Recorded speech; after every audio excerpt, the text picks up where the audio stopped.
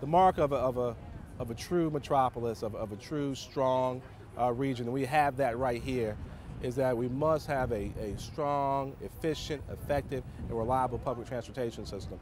That's what this vote on Tuesday is all about, and we wanted to come together as a community to show our support of it.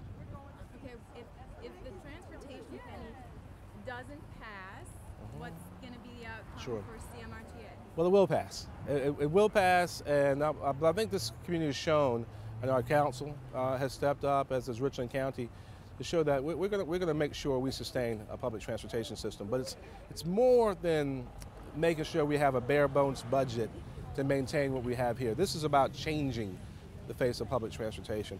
It's about allowing park and ride systems. I have friends who live in the Northeast, in the Northwest, and the Southeast who would love actually to park their vehicles at a public parking lot or a church parking lot and be able to ride the buses into town, reduce our carbon footprint, and also slow down, ease traffic on our interstates and highways. So it's important that folks know that this vote on Tuesday is about fundamentally changing our public transportation system, but also fundamentally changing transportation throughout the Midlands. We're talking about major infrastructure projects all across the county. We're talking about opening up some parcels of land for development that have never been opened up before. We're talking about 16,000 new jobs. We're talking about quality of life improvements from greenways and bike paths and sidewalks in neighborhoods like we're supposed to have. And these are things that we're only going to have if we decide to invest in them ourselves. This transportation penny gives us the resources, supported with over 40% of the money coming from folks who come and use our infrastructure but don't live or pay taxes in Richland County. It's a way for us to do for ourselves. This is about local control. The reality is that we're not getting any more financial support from Washington, D.C. Superman is not coming. There's no money coming from the federal government. There's no money coming from the State Department of Transportation. If we want to have these dramatic improvements to our quality of life here in the Midlands, then we've got to do it ourselves. And that's what Tuesday is all about. And opponents are saying this is going to be several $100s of living expenses now, with an extra penny on every dollar for your sales tax, and that's going to hurt the poor. And you're saying you're trying to help the poor. How do you respond to that? Because they're saying we're trying to help ourselves. This is not about helping the poor. This is about helping every single one of us. I mean, if you think that someone, if you don't think you rely on the bus system, then I want you to think about that person who's changing your mother's bedpan at the hospital, or the person who's serving your meals at the restaurant. This is a part of our economic infrastructure that we all rely on. The employees you need to get to work, the customers we need to get to our businesses. We're all in this together. This is not about us or them. The county council has made the decision to cease the vehicle fee. City council has voted unanimously to repeal the 2% franchise fee.